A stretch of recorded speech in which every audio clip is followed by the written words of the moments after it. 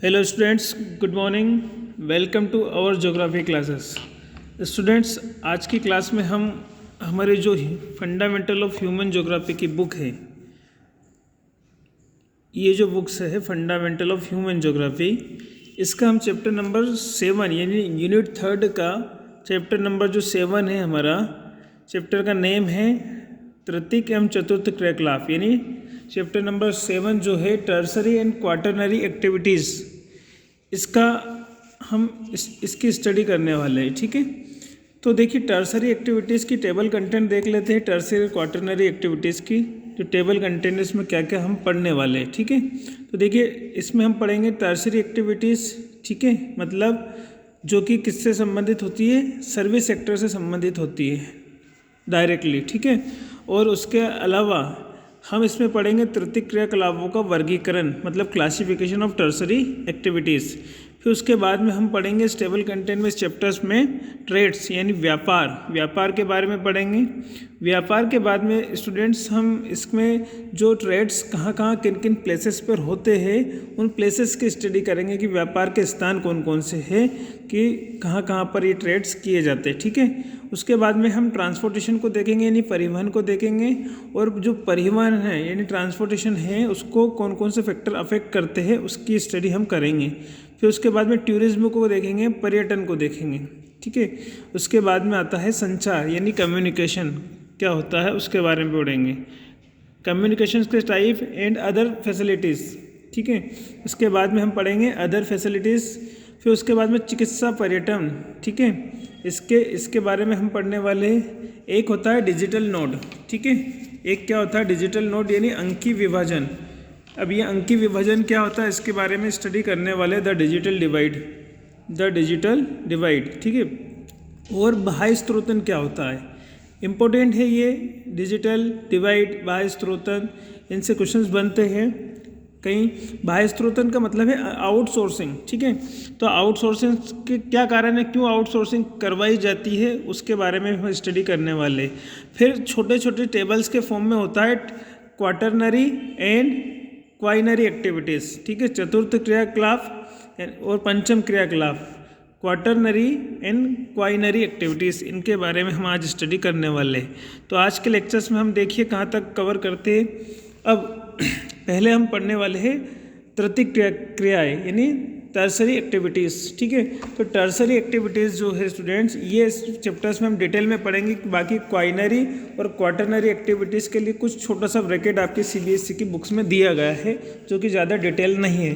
तो हम सबसे ज़्यादा जो डिटेल्स है हम पढ़ेंगे टर्सरी एक्टिविटी यानी तृतीयक क्रियाकलाप्स को हम डिटेल में समझेंगे। ठीक है, तो देखिए स्टूडेंट्स, हमने इससे पहले प्राइमरी और सेकेंडरी एक्टिविटीज़ के 2 चैप्टर्स कंप्लीट कर लिए, जिसको हमने डिटेल में पढ़ा कि प्राइमरी एक्टिविटीज़ सीधे नेचर पर डिपेंड होती है, और सेकेंडरी एक्टिविटीज़ में जितनी भी इंडस्ट्री होती है, हमारी उद्योग होते हैं, वो आते हैं। ठीक है, अब हम पढ़ने वाले हैं तृतीयक क्रियाएँ।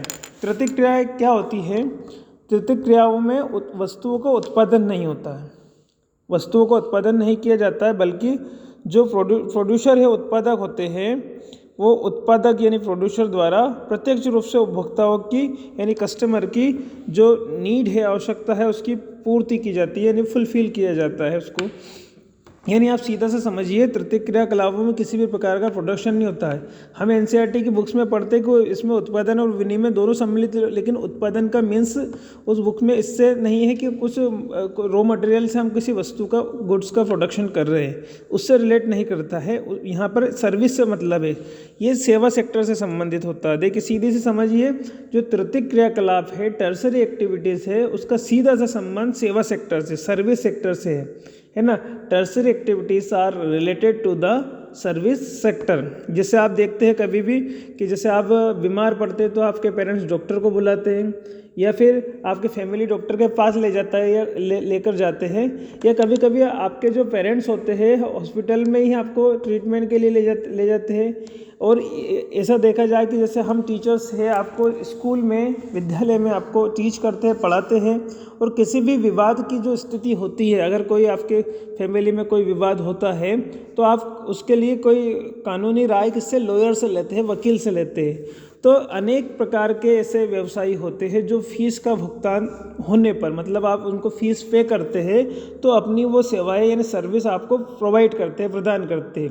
अतः सभी प्रकार की जो सेवाएं हैं, विशिष्ट कलाएं होती हैं उनमें, जो विशिष्ट जो आर्ट्स होता है उसमें उनको पे करने पर आपको वो क्या देते हैं, सर्विस प्रोवाइड करते हैं। जैसे मैंने आपको बता दिया कि डॉक्टर है, डॉक्टर के पास में एक उसकी आर्ट्स होती है, कला होती है, जो सीखता है वो, उसको आप पे करोगे तो आपको कुछ आपका ट्रीटमेंट करेगा। एक टीचर्स होता है, लॉयर होते हैं, वकील होते हैं, ये सब जो भी है जो आपकी सेवा दे रहे, सर्विस दे रहे हैं, है ना, ये तृतीयक क्रियाकलाप के अंतर्गत आता है, टर्सरी एक्टिविटीज़ के अंतर्गत आता है। मतलब इसमें किसी प्रकार का प्रोडक्शन नहीं किया जाता है, बल्कि जो उत्पादक होता है, जो उत्पादक यानी प्रोडक्ट उत्पादक द्वारा प्रत्यक्ष रूप से उपभोक्ताओं की आवश्यकताओं की पूर्ति की जाती है। जैसे आप यूँ समझ लीजिए कि जैसे कोई पेशेंट है, वो आपके लिए आपका कस्टमर है, तो कस्टमर की आवश्यकता की पूर्ति आप किससे करोगे, उसको सर्विस देकर करोगे। तो तृतीयक क्रियाओं का उत्पादन, आप समझ गए होंगे इस लाइन को, कि तृतीयक क्रियाओं में वस्तुओं का उत्पादन नहीं किया जाता है, बल्कि उत्पादक द्वारा डायरेक्टली प्रत्यक्ष रूप से उपभोक्ताओं की आवश्यकताओं की पूर्ति की जाती है। जैसे हम टीचर्स ने आपको पढ़ाया तो आपकी जो नीड थी, आपको नॉलेज मिलना चाहिए था, वो नॉलेज मिला, है ना। तो ये हम क्या कर रहे हैं, टर्सरी एक्टिविटीज़ का वर्क कर रहे हैं। एग्जाम्पल के फॉर्म में आप नीचे एग्जाम्पल दे रखा, देखिए। जैसे फॉर एग्जाम्पल एक टीचर जो होता है, एक शिक्षक जो होता है, पढ़ते समय आपको कोई वस्तु तो प्राप्त नहीं होती। एक शिक्षक से आप पढ़ते हैं तो एक शिक्षक से पढ़ते टाइम आपको कोई वस्तु प्राप्त नहीं होती, कोई वस्तु नहीं देता है कि आप प्राप्ति आपको स्टूडेंट्स को नहीं होती, परंतु आपका जो नॉलेज होता है, वो ज्ञान पाने की जो आवश्यकता होती है वो आपकी फुलफिल हो जाती है, यानी उसकी आवश्यकताओं की क्या हो जाती है, पूर्ति हो जाती है। तो ये टर्सरी एक्टिविटीज़ का वर्क किया। और अदर वर्ड्स में आप देखें, दूसरे शब्दों में, ऐसी सभी क्रियाएँ, ऐसी सभी एक्टिविटीज़ जिनमें वस्तुओं का उत्पादन नहीं किया जाता है, बल्कि उत्पादक के कार्यों द्वारा उपभोक्ताओं की आवश्यकताओं की संतुष्टि की जाती है, वो सेवाएं होती है, वो सर्विस होती है ना, वो उनको हम क्या बोलते हैं, सर्विस कहते हैं। तो आप इस प्रकार से हम टर्सरी एक्टिविटीज़ को आप समझ गए होंगे, तृतीयक क्रियाकलाप को, कि ये सर्विस सेक्टर से संबंधित होती है। इसमें कोई गुड्स का प्रोडक्शन नहीं किया जाता है, इसमें केवल आपको क्या दिया जाता है, नॉलेज दिया जाता है, या फिर आपको सर्विस प्रोवाइड की जाती है ना। और आप देखिए, जो हमने प्राइमरी सेकेंडरी एक्टिविटीज़ में देखा था, तो प्राइमरी एक्टिविटीज़ में बहुत सारे जो प्राथमिक क्रियाकलाप में जो हमने प्राइमरी एक्टिविटीज़ में पढ़ा था कि उसमें जो कार्य होते हैं वो निम्न लो लेवल के होते हैं, लेकिन यहाँ पर देखिए जो कार्य होते हैं वो हाई लेवल के होते हैं। हाई लेवल से मतलब ये कि ज़्यादा इतना भी नहीं, पर इसमें व्यक्ति का जो नॉलेज होता है वो शिक्षित लोग में आता है। जैसे आप इसमें प्राथमिक और तृतीयक क्रियाकलाप का आप कंपैरिजन करें, यानी प्राइमरी और टर्सरी एक्टिविटीज़ का आप कंपैरिजन करें, तो आर्थिक विकास की जो प्रारंभिक अवस्था थी, है ना, इकोनॉमिकल डेवलपमेंट की जो इनिशियल स्टेज थी, उसमें लोगों को एक बड़ा जो अनुपात था वो प्राइमरी सेक्टर में कार्य करता था। मतलब पहले जो सबसे ज़्यादा रोजगार देने वाला जो सेक्टर था वो प्राइमरी एक्टिविटीज़ था, ठीक है। प्राथमिक क्रियाकलाप में लोगों को सबसे ज़्यादा रोजगार मिला था, एम्प्लॉयमेंट मिला था।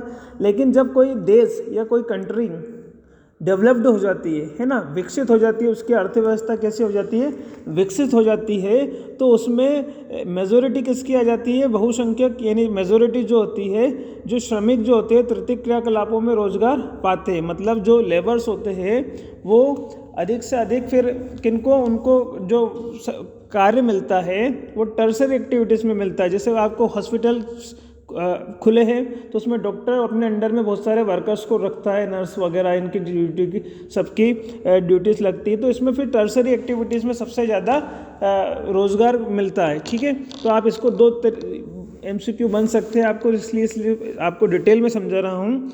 इनिशियल स्टेज में, यानी आर्थिक विकास की जो इनिशियल स्टेज से प्रारंभिक अवस्था में सबसे ज़्यादा रोज़गार कौन देता था, प्राइमरी सेक्टर, प्राइमरी एक्टिविटीज़ में, यानी प्राथमिक क्रियाकलाप में सबसे ज़्यादा रोजगार मिलता था लोगों को। लेकिन विकसित अर्थव्यवस्था में देखें, डेवलप्ड इकोनॉमी में देखें, तो किसी देश के लोगों को सबसे ज़्यादा रोजगार कौन सा सेक्टर देगा, सेवा सेक्टर देगा, यानी टर्सरी एक्टिविटीज़ देगी, ठीक है। जो तृतीयक क्रियाकलाप होते हैं उसमें उत्पादन और विनिमय दोनों सम्मिलित होते हैं। तो उत्पादन मैंने समझा ही दिया आपको। उत्पादन का मतलब होता है सर्विस से मतलब है, इसमें किसी गुड्स का प्रोडक्शन नहीं किया जाता। और विनिमय एक्सचेंज सम्मिलित होते हैं, है ना। और जिनका उत्पादन में जो प्रोडक्शन होते हैं उसमें सेवा सेक्टर सम्मिलित होता है, जिसका उपभोग किया जाता है। जैसे आप स्टूडेंट्स हमारा यूज़ कर लेते हैं, है ना, हमसे आपको नॉलेज मिलता है, ठीक है। उत्पादन को परोक्ष रूप से पारिश्रमिक और वेतन के रूप में मेज़र किया जाता है। जो भी आपका प्रोडक्शन हम कर रहे हैं, मतलब जो भी हम दे रहे हैं, उसको आप पारिश्रमिक मतलब वेजेस के रूप में और वेतन के रूप में यानी सैलरीज के रूप में मेज़र किया जाता है, ठीक है। अब देखिए, ये समझ में आ गया होगा आपको तृतीयक क्रियाकलापों का वर्गीकरण, ठीक है। तृतीयक क्रियाकलाप जो है टर्शियरी एक्टिविटीज़ का क्लासिफिकेशन किस प्रकार से किया जाता है। तो इसमें देखो, आपको ये याद रखना है मेनली मेजर पॉइंट्स कि टर्शियरी एक्टिविटीज़ में आप तो एक तो ट्रेड्स सम्मिलित हैं, ठीक है, व्यापार, ठीक है। उसके बाद में परिवहन यानी ट्रांसपोर्टेशन जो है वो सम्मिलित है। उसके बाद में संचार यानी कम्युनिकेशन सम्मिलित है। और अदर फैसिलिटीज़ जो है वो टर्शियरी एक्टिविटीज़ में इंक्लूड की जाती है। मतलब आपको इन पॉइंट्स को बहुत अच्छे से ध्यान रखना है कि टर्शियरी एक्टिविटीज़ में एक तो ट्रेड्स आएंगे, जो भी व्यापार हो रहे हैं वो टर्शियरी एक्टिविटीज़ में इंक्लूड किए जाते हैं। साथ ही साथ जो भी ट्रांसपोर्टेशन होते हैं एक जगह से दूसरी जगह वस्तुओं को लाना ले जाना, ये ट्रांसपोर्टेशन है, ये भी किस में आता है, परिवहन जो है टर्शियरी एक्टिविटीज़ में आता है। और संचार मतलब सूचनाओं का आदान प्रदान, ठीक है, ये भी टर्शियरी एक्टिविटीज़ में आएगा। और अदर फैसिलिटी, अब हम देखिए एक एक करके इनके बारे में डिटेल में पढ़ते हैं कि ये जो ट्रेड्स है, व्यापार क्या है। तो देखिए स्टूडेंट्स, व्यापार क्या होता है, ट्रेड्स का मतलब होता है वस्तुओं को क्रय कर यानी परचेस कर, विक्रय यानी सेल आउट करना, यानी खरीदने बेचने की जो प्रक्रिया है उसे हम क्या कहा जाता है, व्यापार किया जाता है। किसी भी ट्रेड्स को आप करते हैं, है ना, कोई सा भी आप ट्रेड कर रहे हैं, व्यापार कर रहे हैं, तो वो किस उद्देश्य से करते हैं, लाभ कमाने के उद्देश्य से, प्रॉफिट के एम से करते हैं, ठीक है। तो वस्तुओं को लाभ मतलब किसी भी वस्तुओं को क्रय करके यानी परचेस करके उसको सेल आउट करना लाभ के उद्देश्य, प्रॉफिट के एम से, उसे ही हम व्यापार कहा जाता है। व्यापार आपको क्लियर हो चुका है व्यापार सबको। तो व्यापार क्या होता है, वस्तुओं को क्रय कर लाभ कमाने के उद्देश्य से उसको विक्रय करना, वही क्या कहलाया जाता है, ट्रेड्स कहलाता है, व्यापार कहलाता है, ठीक है। अब देखिए ये व्यापार जो होता है, ट्रेड्स जो होता है, दो प्रकार का होता है। There are 2 types of trades. व्यापार दो प्रकार का होता है, एक तो होता है फुटकर व्यापार और एक होता है होलसेल, है ना, यानी थोक व्यापार। थोक व्यापार मतलब होलसेल। तो दो प्रकार, एक तो फुटकर व्यापार होता है, एक थोक व्यापार होता है, ठीक है। दो प्रकार के व्यापार होते हैं। तो पहला व्यापार देखिए, पहला ट्रेड्स कौन सा है, फुटकर व्यापार। फुटकर व्यापार क्या होता है स्टूडेंट्स, इसको समझिए। जब व्यापारी द्वारा प्रत्यक्ष रूप से उपभोक्ताओं को वस्तुएं बेची जाती है तो वो फुटकर व्यापार कहलाता है। मीन समझिए स्टूडेंट्स कि जो कोई व्यापारी है, कोई ट्रेडर्स है, वो डायरेक्टली आप कस्टमर को कोई वस्तु को सेल आउट कर रहे हैं, तो किस प्रकार का व्यापार कर रहा है, फुटकर व्यापार कर रहे हैं। जैसे आप अपने आसपास के एरिया में कोई सी भी जो शॉप है उससे कोई वस्तु खरीद कर ला रहे हैं, गुड्स को परचेस कर ला रहे हैं, तो आप किससे वस्तु परचेस कर रहे हैं, फुटकर व्यापार। फुटकर व्यापार मतलब रिटेल ट्रेड्स, ठीक है, रिटेल ट्रेड्स, ठीक है, रिटेल ट्रेडर्स बोला जाता है, जिसे फुटकर व्यापारी बोला जाता है, रिटेल ट्रेडर्स से, ठीक है। तो यानी इसमें जो कस्टमर होता है वो सीधा किससे जुड़ा होता है, व्यापारी से जुड़ा होता है, मतलब उस दुकानदार से जुड़ा होता है। मतलब इसमें डायरेक्टली उस कस्टमर को ही जाना पड़ता है उस व्यक्ति के बाद। तो ये समझ में क्लियर आ गया होगा आपको कि फुटकर व्यापार रिटेल ट्रेड्स क्या होता है। जब व्यापारी यानी जो ट्रेडर्स होता है वो डायरेक्टली प्रत्यक्ष रूप से कस्टमर यानी उपभोक्ताओं को वस्तुएं बेचता है, बेची जाती है ना, तो वो फुटकर व्यापार कहलाता है। किसी व्यापारी के द्वारा अपने कस्टमर को डायरेक्टली वस्तुओं को सेल आउट करना, बेचना, वो फुटकर व्यापार कहलाता है। अब देखिए फुटकर व्यापार के लिए जैसे एग्जाम्पल ये मैंने आपको अभी दे दिया है, ठीक है। उदाहरण के लिए आप देखिए यहाँ पर आप सबके आसपास दुकानदार जिनसे आप रोज़ की ज़रूरत की डेली लाइफ की जो ज़रूरत की जो चीज़ें हैं, गुड्स है, वो खरीदते हैं, वो फुटकर व्यापारी है। मतलब आसपास से जो भी आप वस्तुएं परचेस करते हैं, गुड्स परचेस करते हैं, वो आप फुटकर व्यापारी से यानी रिटेलर से आप वस्तुओं को परचेस कर रहे हो। यह फुटकर व्यापार का एक एग्जाम्पल है, ठीक है। उसके अलावा तो फुटकर व्यापार समझ में आ गया है, जिसमें कस्टमर डायरेक्टली किससे जुड़ा हो, शॉपकीपर से, दुकानदार से जुड़ा हो, यानी उनके बीच में डायरेक्टली कोई बीच में कोई व्यक्ति नहीं आता है, उन दोनों के बीच में ही वस्तु देना लेने का काम होता है, ठीक है।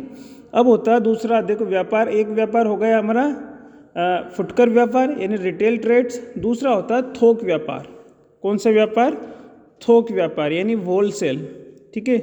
होलसेल आप बोलते हैं ना, होलसेल मतलब बड़ी मात्रा में, बड़ी क्वांटिटी में माल का प्रोडक्शन जहाँ पे मिलता हो, ठीक है, जहाँ पर वो सारा सामान मिलता है, वह व्यापार जो बड़े स्तर पर यानी बड़े स्तर पर किया जाता है, यानी लार्ज स्केल पर, लार्ज लेवल पर किया जाता है, ठीक है, जिसमें उपभोक्ताओं को प्रत्यक्ष रूप से यानी जो कस्टमर होता है उसको प्रत्यक्ष रूप से सामान ना बेचकर, मतलब डायरेक्टली जो थोक व्यापार में क्या होता है, डायरेक्टली कस्टमर को सामान नहीं बेचा जाता है, ठीक है, गुड्स नहीं बेची जाती, सामान ना बेचकर फुटकर व्यापारियों को सामान बेचा जाता है। मतलब जो रिटेलर होते हैं यानी जो फुटकर व्यापारी होते हैं उनको सामान बेचा जाता है, तो ऐसा व्यापार को थोक व्यापार कहता है। जैसे आपकी कॉलोनी में कोई शॉप है, तो वो शॉप जो भी सामान लेकर आ रहा है, वो शॉपकीपर जो है, वो दुकानदार है, वो अपनी शॉप में जो भी सामान लेकर आ रहा है,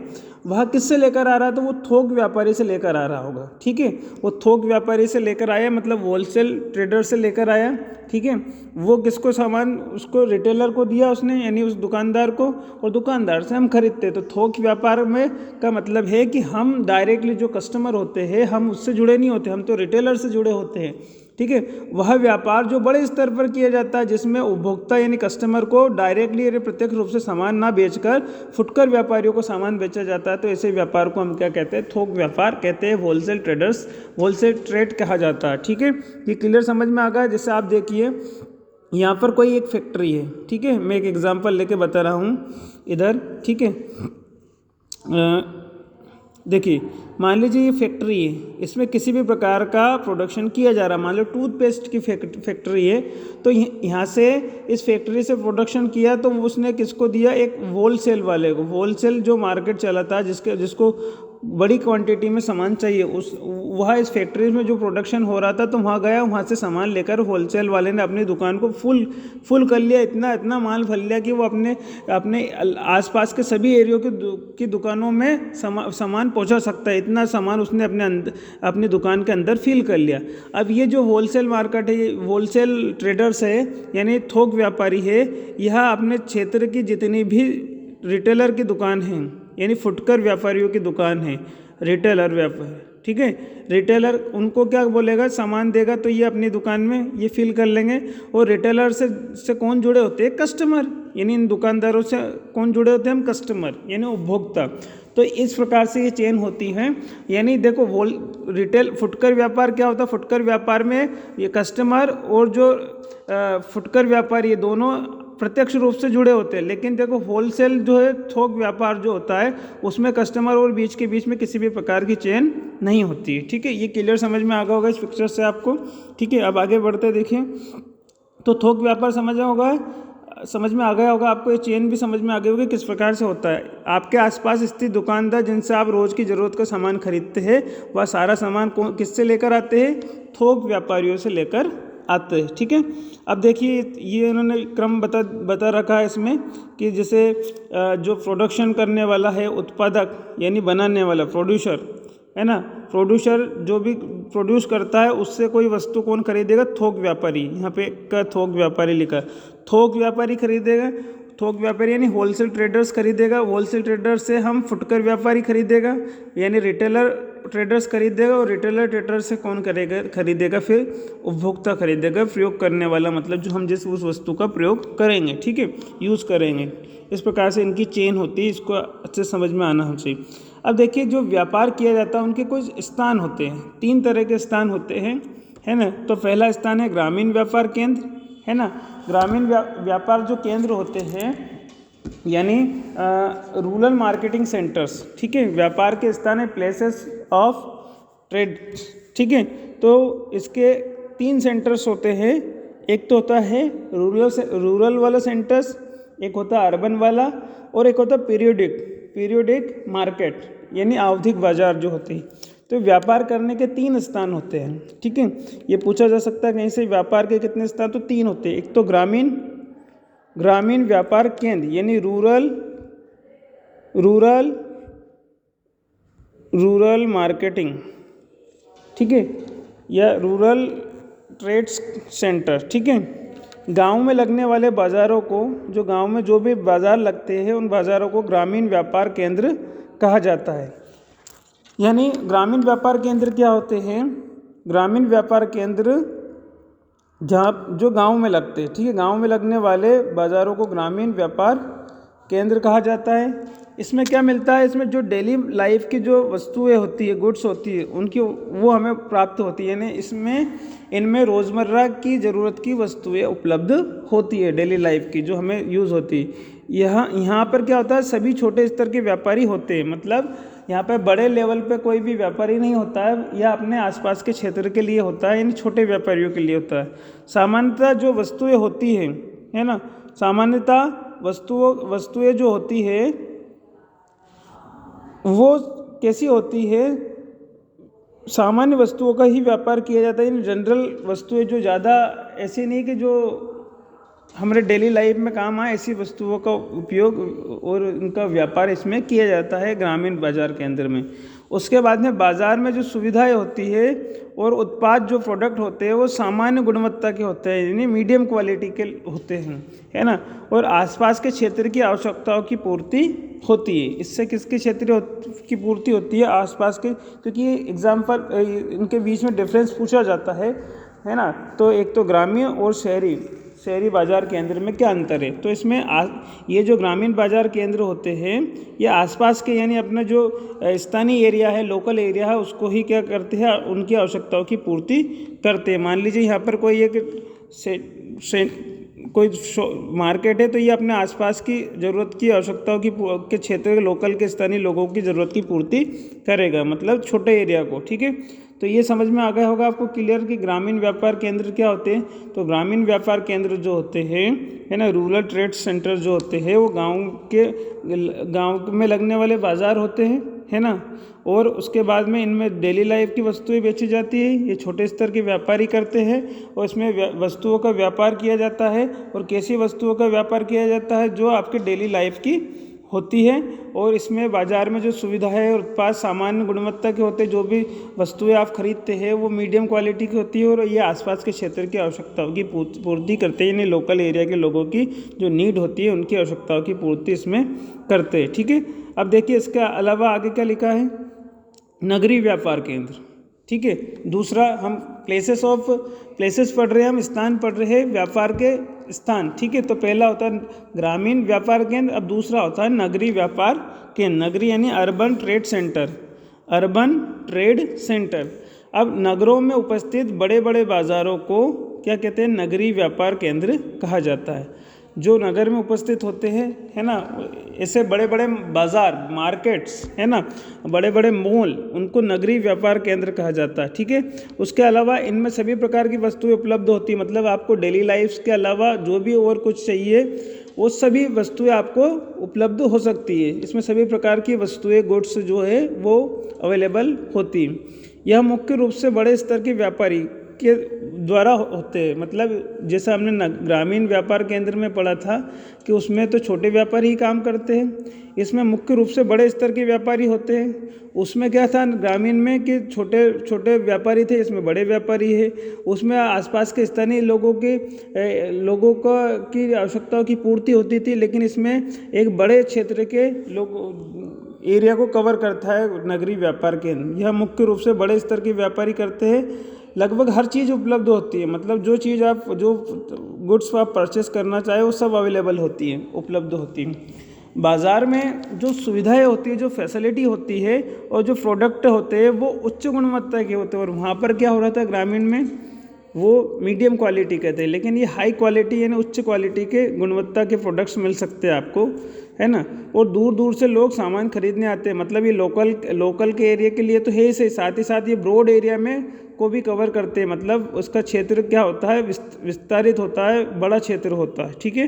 तो ये इनके बीच में डिफरेंस आप लिख सकते हो, आप मन से बनाकर लिख सकते हैं कि किस प्रकार से इनका पॉइंट्स बनते हैं, मतलब एरिया के बेस पर देख सकते हैं, लोकल एरिया में और ब्रॉड एरिया में, यहाँ पे छोटे व्यापारी, वहाँ पे बड़े व्यापारी, इस प्रकार से आप कंपैरिजन करके इनके बीच का डिफरेंस लिख सकते। तीसरा प्लेस होता है हमारा आवधिक बाजार। आवधिक बाजार क्या होता है, पीरियोडिक मार्केट होता है ये। जैसे आपके पीटी टेस्ट तो होते हैं ना, पीरियोडिक टेस्ट फर्स्ट, ऐसे एक अवधि के बाद में, जैसे 15 दिन के बाद में, 30 दिन के बाद में, 30 डेज के डिफरेंस पर, ऐसे ही ये मार्केट होते हैं आवधिक बाजार, पीरियोडिक मार्केट बोला जाता है, पीरियोडिक मार्केट। पीरियोडिक मार्केट क्या होता है, एक समय अंतराल यानी एक टाइम पीरियड के बाद लगने वाले जो मार्केट होते हैं, बाज़ार होते हैं, उनको आवधिक बाज़ार कहा जाता है। मतलब एक समय निश्चित होता है इनका कि हफ्ते में लगेंगे, यानी 1 वीक में लगेंगे, या 15 डेज में लगेंगे, 30 डेज में लगेंगे। उदाहरण के लिए जो मंडियाँ होती है ना, कि किसी वीक में ही के किसी डे में फिक्स की जाती है, किसी रोज़ मंडियाँ लगेगी, या फिर साप्ताहिक बाज़ार होता है, यानी वीकली मार्केट जो होते हैं वो एक बार ही लगता है, मतलब 1 वीक में एक डे फिक्स रहता है, इन्हें आवधिक बाज़ार कहते हैं। इन बाज़ारों में क्या होता है, जो डेली लाइफ की ज़रूरत की वस्तुएं उपलब्ध होती है, इसीलिए जो मार्केट में लोग होते हैं उसी रोज़ सभी अपनी डेली लाइफ की वस्तुएं खरीदने के लिए भीड़ लग जाती है, इसलिए बोलते हैं कि हम क्यों शहर का ये मार्केट है इस डे को, ठीक है। यह एक विशेष दिन यानी फिक्स डे होता है और विशेष स्थान पर ही लगता है, ऐसा नहीं कि कहीं पे भी लग सकता है। किसी शहर में लग रहा है, किसी टाउन में लग रहा है, तो उसका एक प्लेस फिक्स होता है और एक डे भी फिक्स होता है। ये आवधिक बाजार होते हैं कि उसी डे में लगेगा, ठीक है।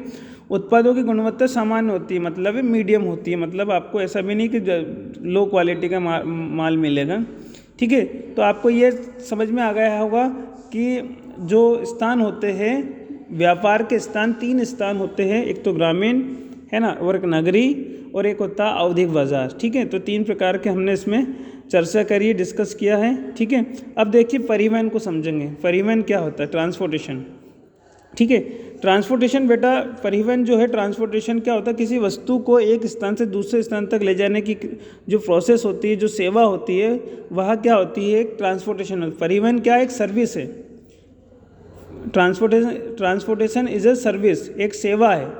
क्या है, एक सेवा है जो किसके द्वारा दी जाती है, हमें टर्सरी एक्टिविटीज़ में काम करने वाले लोगों के द्वारा, यानी हम व्यक्तियों के द्वारा दी जाती है, ठीक है। परिवहन ट्रांसपोर्टेशन का मतलब होता है एक व्यक्ति और वस्तु को एक क्षेत्र से दूसरे क्षेत्र में लाने ले जाने की जो सेवा है, सर्विस है, उसको ही क्या कहा जाता है, ट्रांसपोर्टेशन कहा जाता है, परिवहन कहा जाता है, ठीक है। परिवहन का सबसे मुख्य सेवाओं में से एक है, मेन मुख्य क्यों बोला गया है इसको, मेन सर्विस क्यों बोला गया है, क्योंकि अगर ये नहीं हो तो सारा कार्य ठप हो सकता है। मतलब जो ट्रांसपोर्टेशन ही नहीं होगा तो किसी शॉप को लगा ही नहीं सकते हम, इसलिए ये मुख्य सेवाओं में काउंट की जाती है। परिवहन जो है सबसे मुख्य सेवाओं में से एक है। बाकी सभी सेवाएं प्रत्यक्ष यानी डायरेक्टली या इनडायरेक्टली अप्रत्यक्ष रूप से परिवहन पर निर्भर होती है। जितनी भी सेवाएं आपको प्रोवाइड मिल रही है, जैसे टीचर्स आपको पढ़ रहा है तो किसी परिवहन के थ्रू आपके स्कूल तक आ रहा है, ठीक है, या फिर आपको डॉक्टर दे रहा है तो, या जो भी सर्विस दे पा रहा है तो वो एम्बुलेंस वगैरह ट्रांसपोर्टेशन इनके का यूज़ करके ही दे रहा है। तो ये सबसे मेन मुख्य सेवा है, सर्विस है, ठीक है, ट्रांसपोर्टेशन। अब जो परिवहन है, ट्रांसपोर्टेशन, उसको प्रभावित करने वाले कारक यानी factor, influencing factor of transportation, ठीक है। परिवहन को प्रभावित करने वाले फैक्टर्स कौन से हैं, तो एक होता है बेटा भू क्षेत्र। सबसे पहले क्या आएगा, भू क्षेत्र, यानी जो एरियाज होता है ना, भू क्षेत्र जो होता है उसका वो डिपेंड करता है उस परिवहन पर। जैसे अगर आप मैदानी एरिया में रहते हैं तो मैदानी एरिया में रहते हैं तो वहाँ पे ट्रांसपोर्टेशन आसान है, ठीक है। इस प्रकार से देखो, ये मैदानी एरिया है तो इसमें आप आसानी से ट्रांसपोर्टेशन कर सकते हो क्योंकि ये मैदानी एरिया है, ठीक है। लेकिन जैसे पर्वतों पे आप ट्रांसपोर्टेशन करोगे यानी माउंटेन्स पर तो वो डिफ़िकल्ट होता है। तो भू क्षेत्र और प्लेट्यूज पे आप करोगे तो फिर और थोड़ा सा आप इजीली कर पाओगे माउंटेन के कंपैरिजन में। तो भू क्षेत्र जो होता है, भूमि का जो एरिया होता है ना, लैंड एरियाज जो होता है वह डिपेंड करता है, ट्रांसपोर्टेशन को प्रभावित करता है। यदि अच्छा एरिया है जिस पे रोड का कंस्ट्रक्शन अच्छे से हो गया है ना, मैदानी क्षेत्र है, तो आप जल्दी आप क्या करोगे, अपनी सेवाएं दे पाओगे। लेकिन अगर माउंटेन होगा या फिर प्लेट्यू होगा तो आपकी सर्विस उससे क्या होगी, इफेक्ट करेगी। ठीक है, तो पहला पॉइंट होगा आपका भू क्षेत्र। ठीक है, उसके बाद में विकास का स्तर, उस एरिया विशेष में विकास का डेवलपमेंट का लेवल क्या है। यानी अगर वहाँ पे सड़कों का निर्माण समय से पहले कर लिया गया है, लाइन जो है 4 लाइन है, 2 लाइन है, कैसी है, यानी एक तरफ से रोड वाहन आने जाने की सुविधा है और रोड अच्छे क्वालिटी के, गुड क्वालिटी के है, तो वहाँ पे विकास का स्तर भी डिपेंड करता है कि परिवहन जल्दी होगा या कम होगा, तेज़ी से होगा। ठीक है, तो विकास का स्तर भी प्रभावित करता है। परिवहन के साधनों की उपलब्धता, मतलब वहाँ पर जो साधन हैं, ठीक है, वो कितने अवेलेबल है। ठीक है, क्या आपके पास में उसमें कौन कौन से साधन, डिफरेंट टाइप के जो व्हीकल है वो उपलब्ध है या नहीं, तो वो भी डिपेंड करता है। फिर मार्गों की स्थिति, मैंने यहाँ पे भी बताया कि विकास का स्तर और मार्गों की स्थिति एक ही पॉइंट्स में आप लिख सकते हैं। मार्गों की स्थिति मतलब जो आपके रोड है उनकी कंडीशन कैसी है। ठीक है, वो कच्चे हैं, पक्के हैं, या फिर टू लाइन के हैं, 4 लाइन के हैं। ठीक है, तो ये भी उसको इफेक्ट करता है मार्ग की स्थिति। मार्ग की स्थिति में आप ये भी लिख सकते हो कि मार्ग आपका ये भू क्षेत्र के कौन से भू क्षेत्र में आ रहा है।